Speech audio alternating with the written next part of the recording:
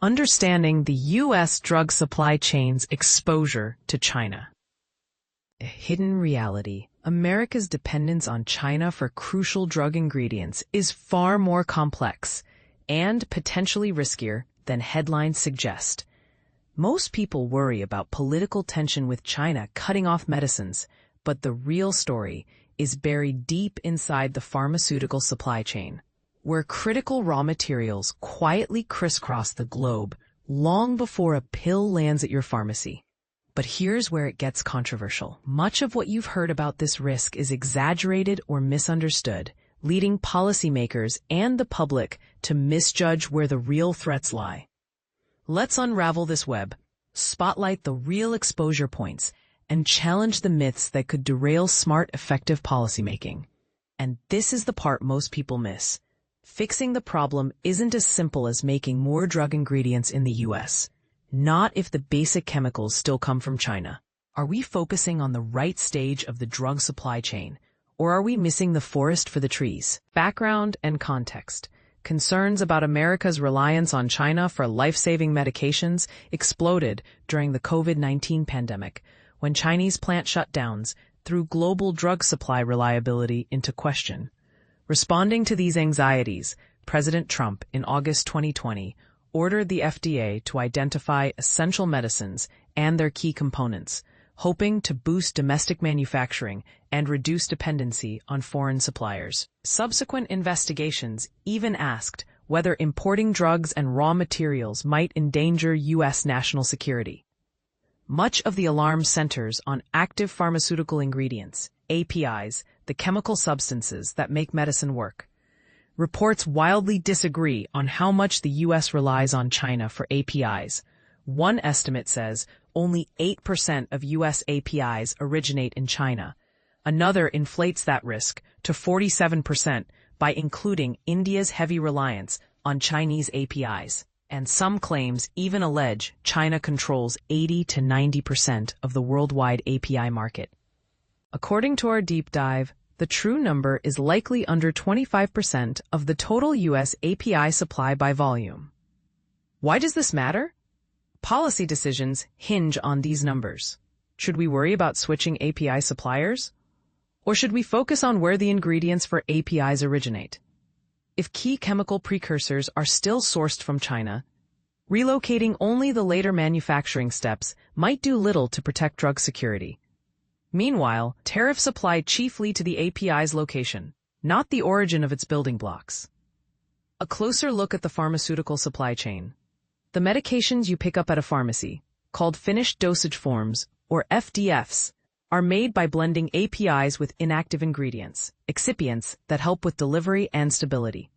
Small molecule drugs, which are chemically synthesized, make up the overwhelming majority of prescriptions in the U.S. Their production follows a complex, multi-stage process. 1. 2. Sourcing raw materials. Manufacturing starts with key chemicals, solvents, and reagents. Sometimes these are converted into intermediate compounds before ultimately becoming APIs. 2. API synthesis. Controlled chemical reactions, often dangerous or requiring specialized expertise, transform these elements into active ingredients. Quality control, purification, and testing are essential steps to ensure safety and effectiveness. 3. Formulation and inspection. FDA meticulously regulates both the API and FDF stages. Facilities must be registered and pass rigorous inspection processes, with any changes in source or process subject to review. While FDA rules tightly control later manufacturing steps, they're less restrictive regarding the upstream suppliers of raw materials, an omission that may leave supply chains vulnerable. How much medicine actually comes from China? Here's where statistics get murky and contentious. Data on U.S. exposure to Chinese APIs are frequently misquoted, misunderstood, or lack credible sourcing. The oft-repeated claim that 80% of our medicines come from China is a classic game of telephone. It started from an FDA report stating that 80% of API manufacturing sites are not in the U.S., but this does not mean those sites are all in China. The confusion usually boils down to several issues. How exposure is measured. Some studies count the number of facilities or types of APIs, while others weigh APIs by sales revenue or by volume. If measured by money, expensive branded drugs skew the data, ignoring that most prescriptions dispensed are inexpensive generics. From a public health perspective, what matters is the volume of medication at risk, not its dollar value. Incomplete data. Knowing how much of a finished drug uses Chinese-made API is tricky when manufacturers don't publicly disclose their sources. Recent initiatives are mapping these connections, and current evidence shows about 8% of generic drug volume, excluding IV fluids, comes from Chinese APIs. For branded drugs, the number is even lower, at around 3%. There remains a significant chunk where the origin is unclear. The danger of conflating potential with actual risk. Many published numbers fail to distinguish between potential and realized exposure. Databases like the FDA's Drug Master Files, DMFs, catalog possible manufacturers and chemical sources, including for drugs not even approved in the U.S. This inflates figures.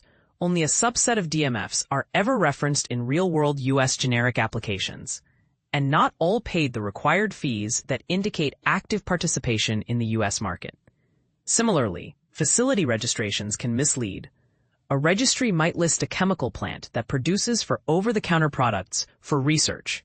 India's role as a middleman and a key point of misunderstanding.